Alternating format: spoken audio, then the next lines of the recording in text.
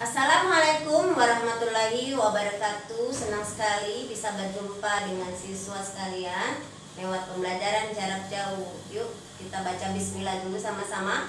Bismillahirrahmanirrahim. Mengharapkan ridha Allah Subhanahu wa taala untuk siswa sekalian. Nah, anak-anak, kali ini pembelajarannya tentang perbedaan lafal azan dengan lafal iqamah ya. Bagaimana lafal azan dan iqamah itu di sini ada persamaan ya, tapi sebelumnya kita bahas dulu yuk kenapa sih orang Islam harus sholat ya. Nah, ini kan perintah Allah, sholat itu perintah Allah itu ada dalam sejarahnya itu perintah sholat yaitu tanggal 27 Rajab tahun ke-11 kenabian, 2 tahun sebelum hijrah. Nah, jadi sebelum hijrah ke Madinah sudah ada perintah sholat, di mana saat itu orang-orang yang ketahuan sholat disiksa oleh orang kafir Quraisy ya, sampai ada kisah Bilal yang ketahuan sholat lalu disiksa dengan ditindihin batu di atas dadanya, kemudian dibebaskan oleh Abu Thalib sahabat Nabi alaihissalam sallallahu alaihi wasallam ya. Kemudian ini sejarah sholatnya. Nah, adapun tujuan sholat, nah kenapa sih umat Islam harus sholat? Kita harus tahu juga ya. Adalah tujuannya itu anak-anak, tujuan sholat adalah nih ya, adalah untuk mencegah perbuatan keji dan mungkar. Ini ada dalam Al-Quran surat Al-Ankabut ayat 45. Sholat yang dikerjakan umat Islam itu saat ini berasal dari sholatnya para nabi-nabi terdahulu. Jadi kita sholat itu mencontoh dari para nabi, di mana sholatnya menggunakan lafal bacaan Arab. Jadi tidak sah kalau sholat menggunakan bahasa Indonesia. Kenapa? Karena contohnya dari Rasulullah itu sholatnya menggunakan lafal bacaan Arab ya.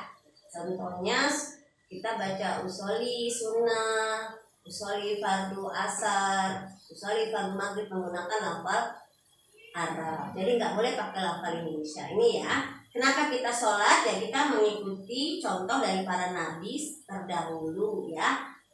Adapun Al-Qur'annya perintahnya Al-Ankabut, surat Al-Ankabut ayat 45, yaitu sholat itu mencegah perbuatan keji dan mungkar. Nah, dari itulah Nabi membawa perintah sholat dari Allah Subhanahu wa taala pada peristiwa Isra Mi'raj, di mana umatnya Nabi Muhammad itu disuruh sholat 5 waktu ya. Nah, itu sudah kita ketahui ya sejarahnya. Sekarang bagaimana sih Rasulullah mengajak umat muslim untuk sholat? Caranya memanggilnya dengan apa ya?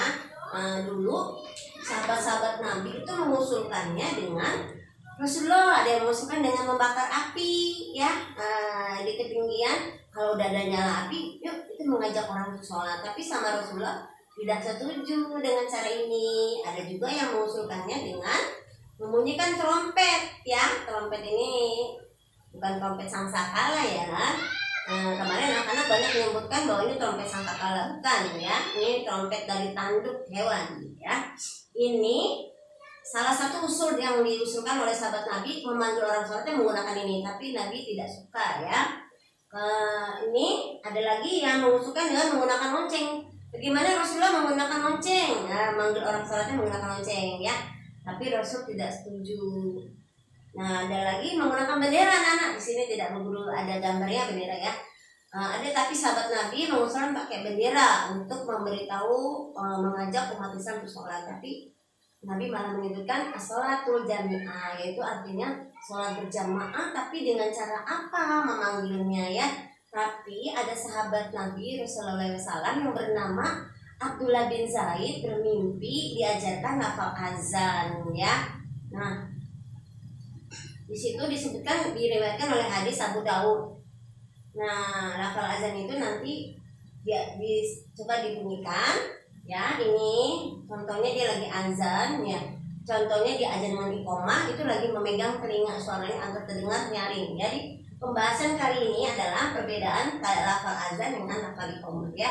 Coba perhatikan di kalimat ini ada yang pertama, lafal azan pertama Allahu Akbar, lafal iqamah Allahu Akbar. Yang kedua asyhadu alla ilaha illallah, sama lafal iqamah asyhadu alla ilaha illallah, asyhadu alla ilaha illallah. Kemudian lafal azan yang ketiga asyhadu anna Muhammadar Rasulullah, Lafal iqamah yang ketiga sama. Perbedaannya hanya kalau azan dibaca dua kali semua. Lafal iqamah satu kali. Hanya pada lafal qad qamatis shalah yang dua kali. Perhatikan di sini. Lafal qad qamatis shalah itu hanya ada di lafal iqamah, ya. Di lafal azan tidak ada lafal qad qamatis shalah. Perhatikan. Asyhadu an la ilaha illallah, Allahu akbar ada. Asyhadu an la ilaha illallah ada. Asyhadu an la ilaha illallah ada di lafal iqamah. Asyhadu anna Muhammadar Rasulullah ada di lafal azan dan juga ada di lafal iqamah. Hayya 'alas shalah ada di lafal azan, juga ada di lafal iqamah. Hayya 'alas shalah. Hayya 'alal falah ada di lafal azan dan juga ada di lafal iqamah. Kemudian Allahu akbar ada di lafal azan juga. Di sini perbedaannya, ya. Lafal iqamah ada qad qamatis shalah, artinya qad qamatis shalah itu sungguh sholat akan didirikan, ya, sungguh sholat akan didirikan. Itu ya, coba dilihat bukunya. Di buku pembahasan fikih LKS-nya ada qad qamatis shalah itu artinya sholat segera didirikan. Kemudian Allahu akbar ada di sini, Allahu akbar dua kali. Kalau iqamah cukup satu kali. Kemudian yang terakhir la ilaha illallah sama, lafal iqamah juga la ilaha illallah. Yuk kita perdengarkan yuk lafal azannya, mulai. Sambil kita jawab, ya, sambil kita jawab.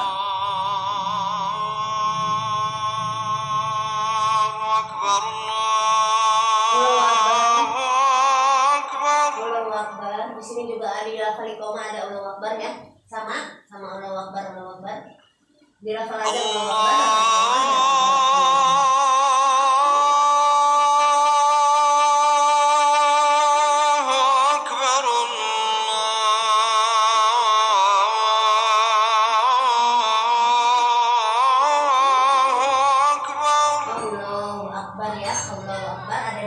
ada dan juga ada di lafal iqamah. Allahu akbar. Kita jawab, ya. Asyhadu an la ilaha illallah.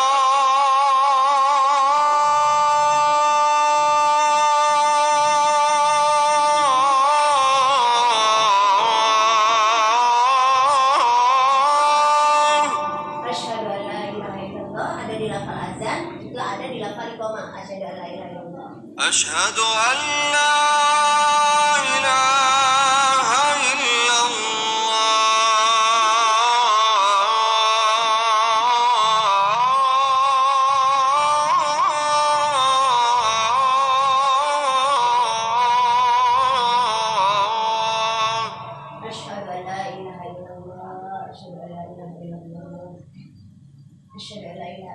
أشهد أن محمدًا رسول الله.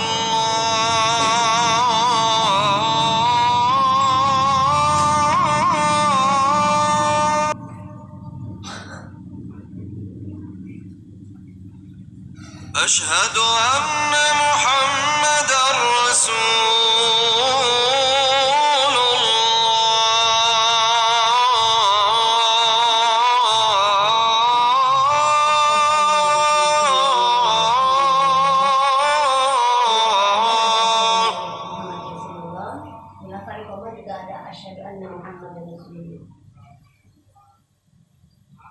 حي على الصلاة.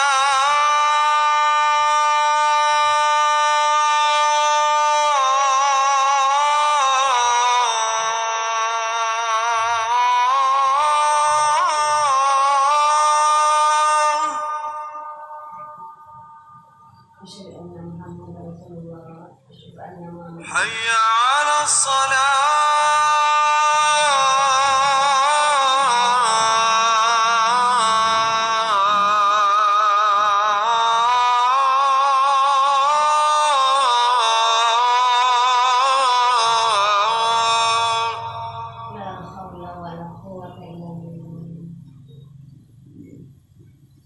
Di lafal iqamah juga ada ya salat. Hayya 'alal falah.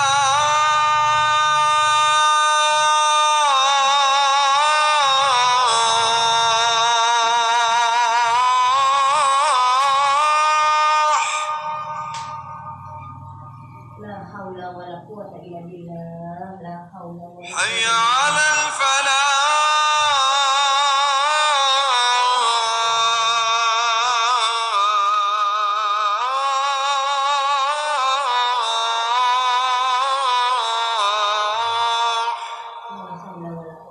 Di lafal iqamah juga ada ayat dan falah, ayat dan falah ya. Allahu Akbar, Allahu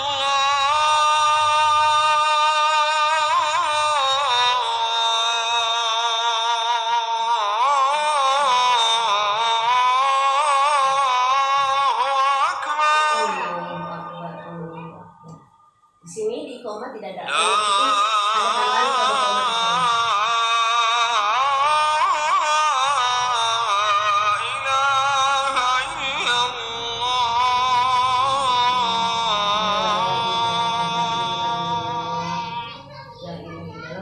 sholat.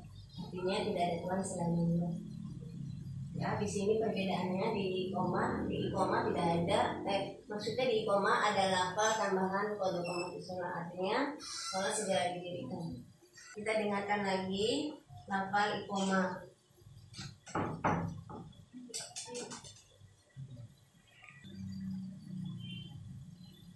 Lafal iqamahnya ya, di sini lihat ada tambahan kode koma sholat, lihat lafal azan tidak ada kode koma sholat ya. Di lafal iqamah ada kode koma sholat yang artinya sholat segera didirikan. Nah, anak-anak kita dengarkan ya lafal iqamahnya ya. Nanti kita jelas perbedaannya di mana ya. Perbedaannya di mana? Yuk. Di lafal iqamah. Asyhadu